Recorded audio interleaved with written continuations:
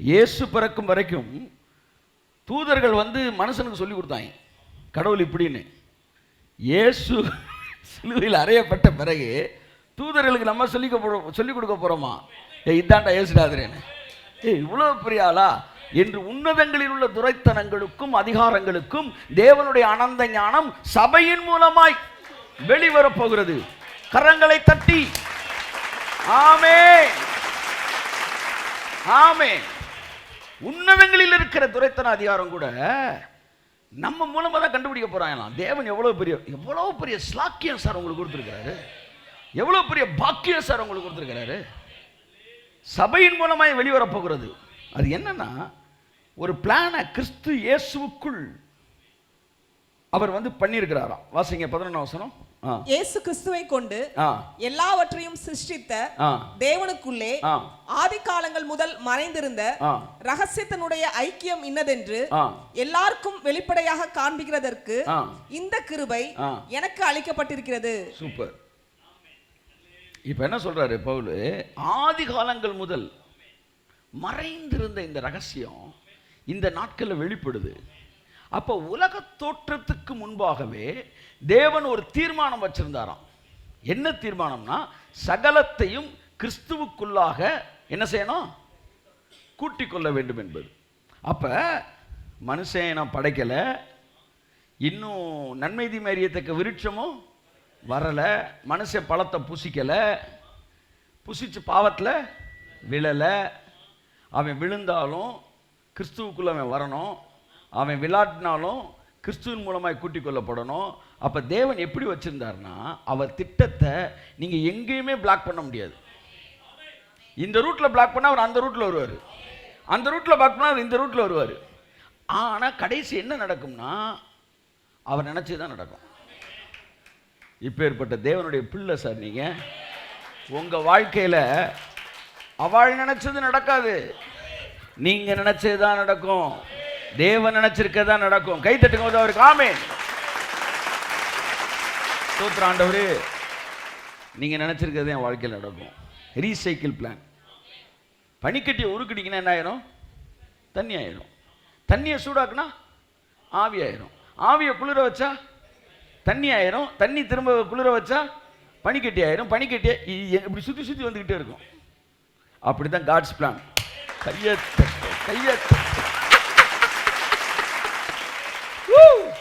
என்னை தொட்டானா தண்ணி ஆயிடுவேன், நான் திரும்ப என்ன சூடாக்குனா நான் ஆவி ஆயிடுவேன். திரும்ப தேவன் என்ன குளிர வச்சு தண்ணி ஆக்கிடுவாரு, திரும்ப தண்ணியை குளிர வச்சு ஐஸ் ஆக்கிடுவாரு. திரும்பி பார்ப்பேன், என்ன ஆவி ஆனா திரும்ப ஐஸ் ஆயிடுவேன். நீங்க ஃபீனிக்ஸ் சார், உங்களுக்கு அழிவே கிடையாது. பக்கத்தில் பார்த்து சொல்லுங்க, உங்களுக்கு அழிவே கிடையாதுன்னு. Yes yes yes yes yes yes. என்னுடைய வாழ்க்கையில் தேவன் வைத்திருக்கிற திட்டத்திற்கு அழிவென்று ஒன்று கிடையாது. அது பல உருவம் எடுக்கும். டெர்மினேட்டர் வில்லனோட, ஆமா, பல உருவம் எடுக்கும். Finally God will fulfill his complete plan. Shakara baladire mena shanturam. ஆல்மைட்டிடா அப்படின்னு மாதிரி பரமபிதாடா நம்ம சார், பரமபிதா சார். அவரு தேவனை குறித்து அறிகிற அறிவு நம்மளை அப்படியே சந்தோஷமாவே வச்சிருக்கு.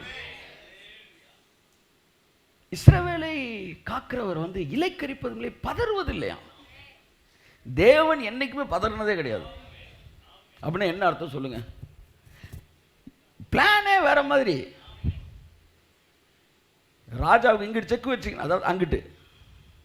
ஆனால் தேவன் ஒரு செக்கு பிசாசுக்கு வச்சாருன்னா, ஒன்று ராணி காலியாகும், இல்லை அப்படிதான் வைப்பாரு. நீ இதை காப்பாற்ற அதை தூக்கிடுவேன், அதை காப்பாற்ற இதை தூக்கிடுவேன், அப்படி வருவார். ஆனால் அவன் கை வைக்கும்போது எந்த பக்கமும் தேவன் மூவ் பண்ணுவார் நம்ம வாழ்க்கையில். இதுதான் காட்ஸ் பிளான். அதனால தான் அவர் பதறினதே இல்லையா. அவர் பதறினதே இல்லை. பைபிள் தானே சொல்லுது, இந்த வசனம் இருக்கல, பதறினதே இல்லைன்னு. அப்போ ஆதாம் பழத்தை சாப்பிட்டா பதறிப்பாரா? பதறிக்க கூடாது. அதனால அவருக்கு பேர் பதறினதே இல்லைன்று. என்னப்பா சாப்பிட்டானா? அடுத்த ரூட்டை போட்டு அப்படி கொண்டு வந்துருட்டார்.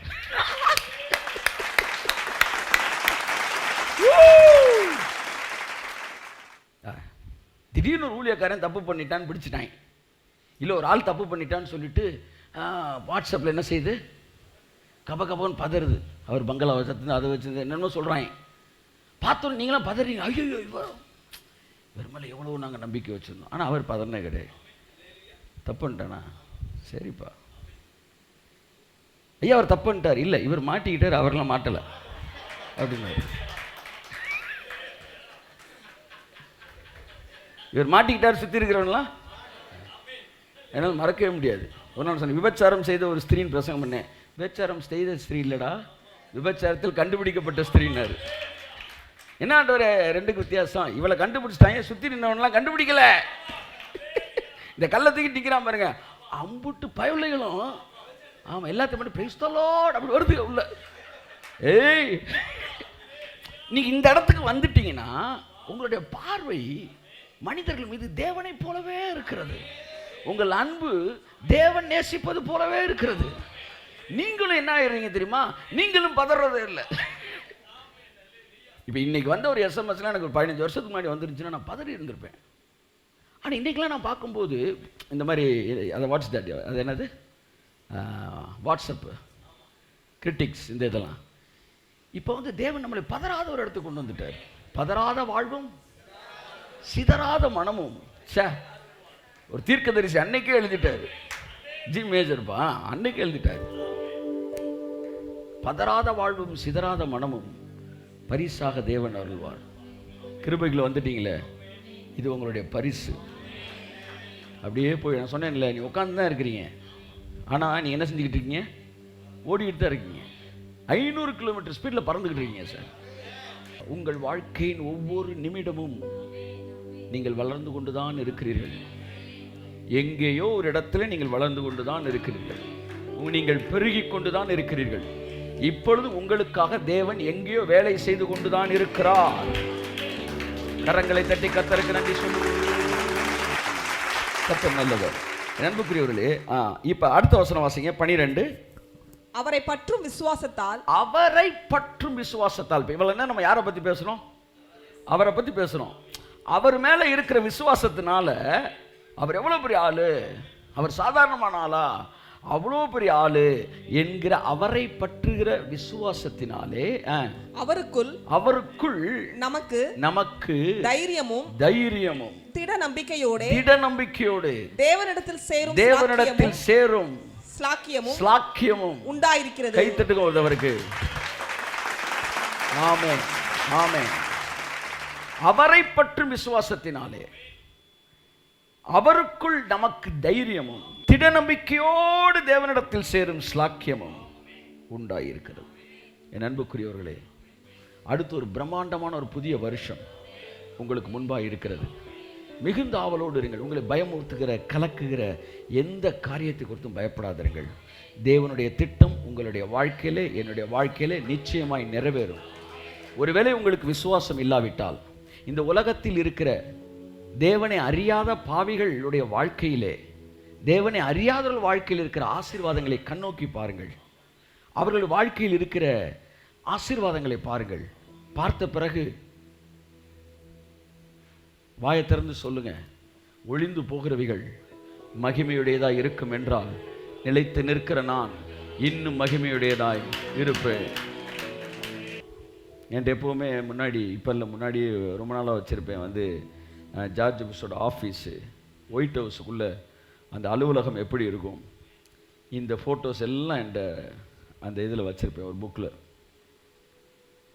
அமெரிக்க ஜனாதிபதி அலுவலகத்தை விட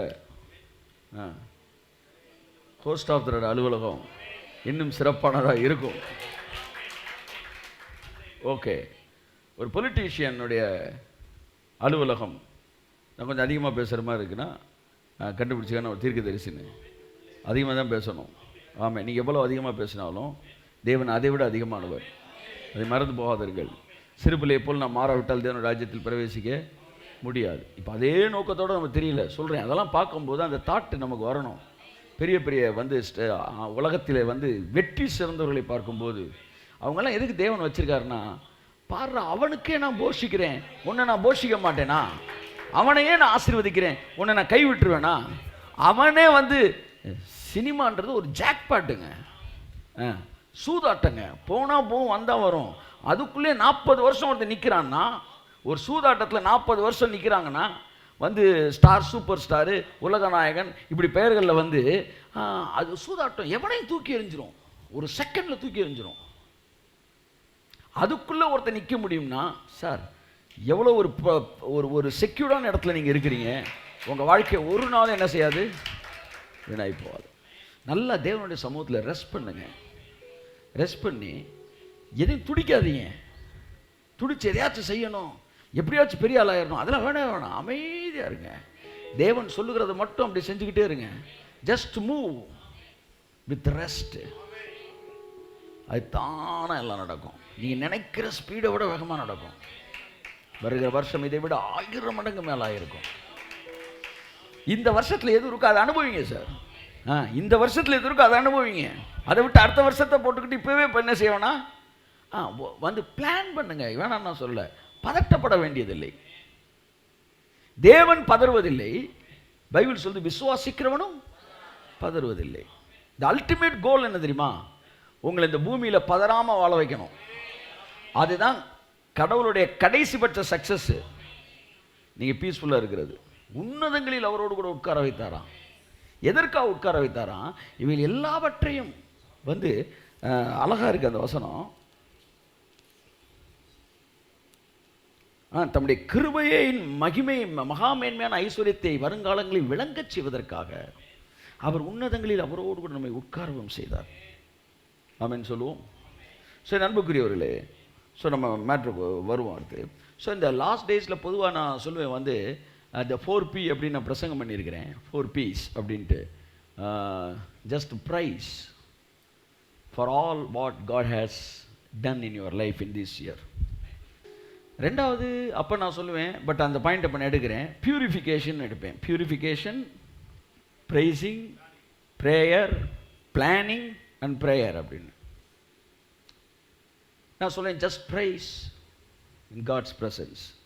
purification in New Testament view என்னென்னா, உங்கள் மனசில் உலக பிரகாரமான எண்ணங்கள், உலகத்திற்கு ஒத்த வேஷம், இது இருந்தால் இப்படி, அது இருந்தால் அப்படி, இப்படி பல விஷயங்கள் நம்மகிட்ட ஃபீட் பண்ணியிருக்கிறாங்க. அது எல்லாமே உங்கள் மனதிலிருந்து கழுவப்பட வேண்டும். இங்கே பாருங்கள், ஒரு வியாதி வந்திருக்கு. இந்த வியாதி வந்தால், காய்ச்சல் வந்தால் 3 நாள் கழித்து சுகமாகும் அப்படின்னு ஒன்று உங்கள் மனசில் பதிஞ்சிருக்கு பார்த்தீங்களா? இது வந்து மனசுலேருந்து என்ன செய்யணும்?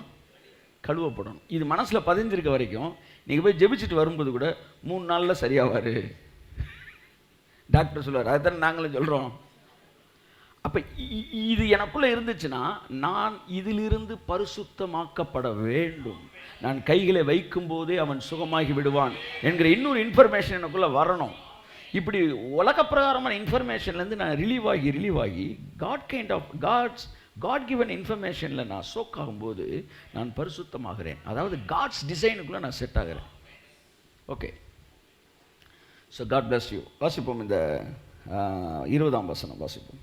நாம் வேண்டிக் கொள்கிறதற்கும் நினைக்கிறதற்கும் மிகவும் அதிகமாய் நமக்குள்ளே கிரியை செய்கிற வல்லமையின்படியே நமக்கு செய்ய வல்லவராகிய அவருக்கு. மிக அழகான ஒரு வார்த்தை. பலமுறை நாம் பிரசங்கித்தாலும் பலமுறை நாம் பார்த்தாலும் அது வேற வேறு டைமென்ஷனில் இருக்கு. பைபிளில் இயேசு கிறிஸ்து சொன்னார், நீங்கள் ஜெபங்களில் எவைகளை கேட்டுக்கொள்வீர்களோ அவைகளை பெற்றுக்கொள்வோம் என்று விசுவாசிங்கள்னார். பாருங்க, இது ஒரு நல்ல வசனம். சிலுவைக்கு முன்பாக இயேசு சொன்னது. இப்பவும் நம்ம ஜெபத்தில் எதை கேட்குறோமோ அதை பெற்றுக்கொள்வோம்னு விசுவாசித்தால் நம்ம கேட்குறத பெற்றுக்கொள்வோம். இன்ஃபேக்ட் என்னுடைய வெளிச்சத்தின்படி இந்த எவைகளை கேட்டுக்கொள்வீர்களோ அவைகளை பெற்றுக்கொள்வீர்கள் என்பது சிலுவைக்கு முன்பான ஒரு வசனம்தான். ஆனால் சிலுவைக்கு பின்பாக கிரேஸ் உள்ள என்ட்ரான பிறகு நீங்கள் எதை வேண்டிக் கொள்ளுகிறீர்களோ அதை தேவன் உங்களுக்கு தருவதில்லை. நீங்கள் வேண்டிக் கொள்வதற்கும் நீங்கள் நினைப்பதற்கும் மிகவும் அதிகமாய். பாருங்க, ஒரு லா வேற மாதிரி மாறுது. அதனால் எதை கேட்கிறோமோ அதை பெற்றுக்கொள்வோம் என்று நீங்கள் விசுவாசிக்கும் போது நீங்கள் கேட்கிறதை பெற்றுக்கொள்கிறீர்கள். ஆனால் நீங்கள் கேட்கிறதற்கும் நினைப்பதற்கும் அதிகமாகத்தான் உங்களுக்கு கொடுக்க வைப்பதற்கு, நல்ல கவனிங்க, கொடுப்பார்னு சொல்லலை, நீங்கள் நினைக்கிறதுக்கும் ஜெபிக்கிறதுக்கும் அதிகமாக உங்களுக்கு தர்றதுக்கு உங்களுக்குள்ளே, எல்லாம் சொல்லுங்க, உங்களுக்குள்ளே கிரியை செய்கிற வல்லமை. கிருபை என்றால் அர்த்தம் என்ன? உங்களுக்குள்ளே கிரியை செய்கிற வல்லமை. கிருபை என்றால் அர்த்தம் என்ன? எனக்குள் கிரியை செய்து கொண்டிருக்கிற வல்லமை. ஒரு வல்லமை எனக்குள் வேலை செய்து கொண்டே இருக்கிறது. நான் தூங்கும் போதும் எழுந்திருக்கும் போதும், நான் நிற்கும் போதும் நடக்கும் போதும், நான் ஜெபிக்கும் போதும் ஜெபிக்காத போதும், நான் விழும்போதும் நான் எழுந்திருக்கும் போதும் எனக்குள்ளே ஒரு வல்லமை கிரியை செய்து கொண்டே இருக்கிறது. அந்த வல்லமை எனக்குள்ள இருக்குது. அது இயேசுவை ஏற்றுக்கொண்டபடினால எனக்குள்ள அந்த வல்லமை கொடுக்கப்பட்டுருச்சு. அந்த வல்லமைக்கு பேரு ஜோயே என்கிற ஜீவன். அந்த ஜீவன் எனக்குள்ள இருந்து கிரியை செய்து கொண்டிருக்கிறது. அப்ப கிருபை என்றால் என்னவென்றால், நான் கிரியை செய்யாமல் எனக்குள் இன்னொரு வல்லமை கிரியை செய்து கொண்டே இருக்கும் என்றால் அதற்கு பெயர்தான் கிருபை. அப்ப கிருபையில கிரியை இல்லைன்னு சொல்லக்கூடாது. கிரியை இருக்கு, அது உள்ள எனக்குள்ள வேலை பார்த்துக்கிட்டே இருக்கு. அதுதான் என்ன அந்நிய பாஷையில பேச வைக்குது, அதுதான் என்ன ஜெபிக்க வைக்குது, அதுதான் என்ன பைபிள் வாசிக்க வைக்குது, அதுதான் என்ன ஊழியம் செய்ய வைக்குது. இதுக்கு பெயர் கிருபை, அல்லது இதற்கு பெயர் எனக்குள்ளே கிரியை செய்கிற வல்லமை. எனக்குள்ளே ஒரு வல்லமை இடைவிடாமல் கிரியை செய்து கொண்டிருக்கிறபடினால் நான் ஜெபிப்பதற்கு ஏற்றாற் போல தேவன் எனக்கு ஒன்று தரவில்லை. அந்த வல்லமை நான் வேண்டிக் கொள்வதற்கு அதிகமாய், இன்னும் புரியுற மாதிரி சொன்னா, பழைய ஏற்பாட்டில் ஜெபம் வல்லமையை பெறுகிறது. புதிய ஏற்பாட்டில் வல்லமை ஜெபத்தை கொடுக்கிறது. நீங்க புரிந்து கொள்ளணும், புரிஞ்சுக்கங்க. திரும்ப நான் சொல்றேன், பழைய ஏற்பாட்டில் வல்லமைக்காக ஜெபித்தோம், புதிய ஏற்பாட்டில் வல்லமை நம்மை ஜெபிக்க வைக்கிறது.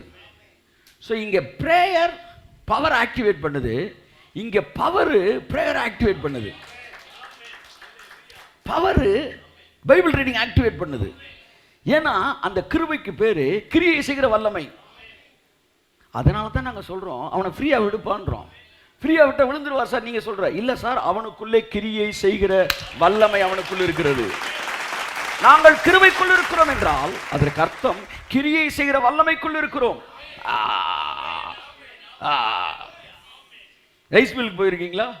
ஆமா, இந்த காலத்தில் அதெல்லாம் பார்த்ததில்லை, மிக்சிலே போட்டு. அந்த காலத்தில் ரைஸ் மில் கூட்டு போய் அப்படியே சட்டியை தூக்கிட்டு போவோம், அதில் வரிசையில் வச்சுட்டு அதில் ஒருத்தன் மோமுடி மாதிரி போட்டுட்டு ஆள் எங்கடா காணோம்னு டக்குன்னு தட்டுனா தூசி அப்புறம் உள்ளே இருந்து கண்ணு முடித்து என்ன இங்கே தான் சார் இருக்கிறேன் நான்.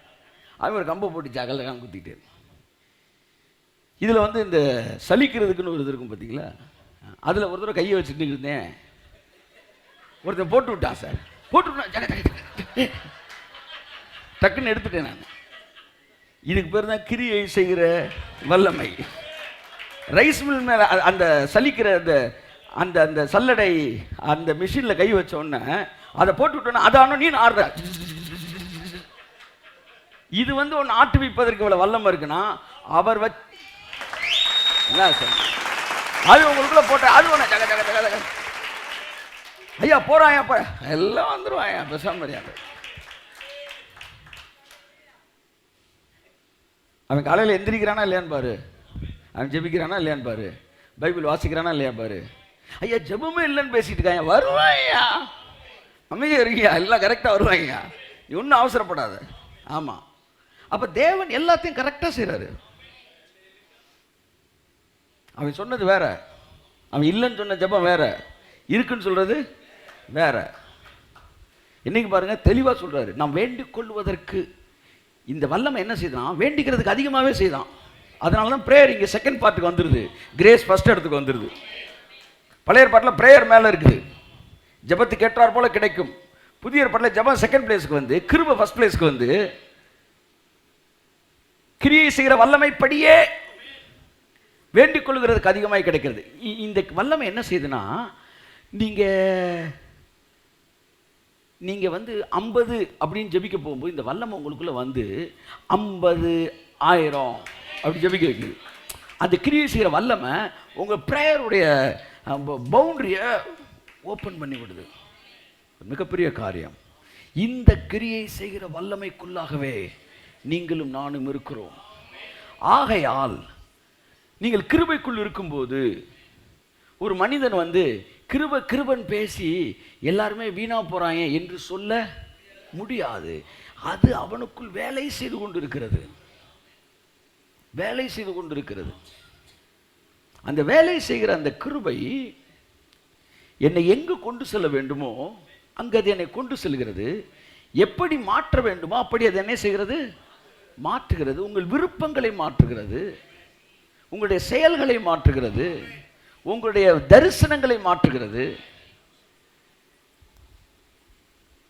அப்ப தேவன் என்ன செய்யறாரு? அவனுக்குள்ள அந்த கிருபை என்கிற அந்த வல்லமையை கொடுத்த உடனே அதுக்கப்புறம் அவரை ஒரி பண்றதே கிடையாது. ஏன்னா அது தானா என்ன செஞ்சிடும்? நடந்துடும். அந்த வல்லமைப்படியே நமக்கு செய்ய வல்லவராகி அவருக்கு. So don't underestimate the word grace. கிருபை என்கிற வார்த்தையை கேலி செய்கிறவர்கள் இயேசு கிறிஸ்துவை கேலி செய்கிறார்கள். கிருபை என்கிற வார்த்தையை கேலி செய்கிறவர்கள், நான் எச்சரிக்கிறேன், சீனாய் மலையில் வாங்கின கட்டளைகளை நீ கேலி செய்ததற்கே என்ன வந்துச்சு? தண்டனை ரொம்ப பயங்கரமா இருந்துச்சான். மோசேயின் பிரமாணங்களை மீறினவனுக்கு தண்டனை கொடூரமா இருந்துச்சு. ஆனால் நம்மை பரிசுத்தம் பண்ணுகிற கர்த்தராகிய இயேசு கிறிஸ்துவின் இரத்தத்தை நீ அவ்வளவு அசால்ட்ட நீ பேசினா, கிருபையின் ஆவியை நீ நிந்தித்தால், கிருபை எதிர்ப்பாளர்களே, இயேசு கிறிஸ்துவின் நாமத்தில் நான் புதிய ஏற்பாட்டை எச்சரிப்பு உங்களுக்கு எச்சரிக்கிறேன். கிரேஸா அப்படிலாம் பேசாத. ஒரு சைடு அப்படி நின்றுக்கு போகுது, சொல்லக்கூடாது. ஆமாம், மோசேக்கு ஏற்றுனவனுக்கு காணாம போயிட்டாங்க சார். ஆமாம், அதாவது பிரமாணங்களுக்கு எதிரே நின்றவனே காணாம போயிட்டாங்க. நம்மை பரிசுத்தம் பண்ணுகிற இரத்தத்தை அசுத்தம் என்று நீ கிருபையின் ஆவியை நிந்திக்கிறவனுக்கு வருகிற வாக்கினை எவ்வளவு பெரிதாக இருக்கும் என்று ஜஸ்டின் சொல்லவில்லை, எபிரேய ஆக்கியோன் சொல்லுகிறான். கிரேஸ் உன்னதமான ஒரு வார்த்தை, உன்னதமான ஒரு வார்த்தை. உன்னால வித்தியாசம் தெரியும்னா விட்டுரு. உன்னால ரூத்து போவாச கல்யாணம் பண்ணதையும் இந்த ரைஸ் மில் ஒருத்தர் 3வது கல்யாணம் பண்ணாரு. ரைஸ் மில் ஓனர் ஒருத்தர், ஒரு பேருக்கு சொல்றேன், ஏன்னா இவர் ரைஸ் மில் ஓனர் தான் இருந்தார். போவாசு ரூத்து கல்யாணத்தையும் ரைஸ் மில்ல ஒருத்தன் வேலை பார்க்க வந்த பொண்ண அப்படியே மெயின்டைன் பண்ணதையும் ரெண்டையும் ஒரே மாதிரி பேச தெரிஞ்சிச்சுன்னா உனக்கு பைபிள் படிக்கிற அருகதே கிடையாதுடா. அவர்களால் தேவனுடைய வார்த்தையை விலக்கி சொல்வதும் அசிங்கமாயிருக்கும். அவங்க பிறப்பே அசிங்க சார், அவங்க பார்வையே அசிங்க சார். அதனால அவனால ரூத்து போவாஸ் கதையை கூட தினத்தந்தி பேப்பர்ல ஒரு கதை மாதிரி தான் படிப்பான். இதை விட உன்னை மிக மட்டகரமாக என்ன செய்ய முடியாது, விமர்சிக்க முடியாது. ஏன் சொல்லுகிறேன் என்றால், நீ மோசமான ஒரு சூழ்நிலையில் இருக்கிற, நீ மனம் திரும்ப வேண்டும் என்பதற்காக சொல்லிக் கொண்டு இருக்கிறேன். கண்ணு மஞ்சக்காமலை ஆகி போச்சு. என்ன எல்லாரும் மஞ்சள் சட்டையோட வந்திருக்கீங்க? தம்பி, நாங்க எல்லாம் கலர் சட்டையில வந்திருக்கிறோம். You want to explain grace out of your own என்ன சொல்ல, ஹியூமன் தாட்ஸ், ஃப்ளஷி தாட்ஸ், இதை வச்சு நீ அதை வந்து எக்ஸ்பிளைன் பண்ண பார்க்குற. அது முடியாது. அது எப்படி முடியும்? தேவன் ஆவிக்குரியவன் தான் ஆவிக்குரியவர்களை நிதானிக்கிறான். ஸோ கிரேஸ்னா அது வந்து ஒரு நான் ஸ்டாப் ஒர்க்கு உங்களுக்குள்ள நடந்துக்கிட்டு இருக்கு. உங்களுக்குள்ள நடக்குது, உங்களுக்கு வெளியே நடக்குது, அது எல்லாம் கரெக்டாக நடந்துக்கிட்டு இருக்கு. பைபிள் தெளிவாக சொல்லுது, அவருடைய தயவு, நீடிய சாந்தம், இவைகள் நம்ம எங்கே கொண்டு போதான்? மனம் திரும்புதலுக்கு எதுவாய் நம்மை புதுப்பிக்கிறது.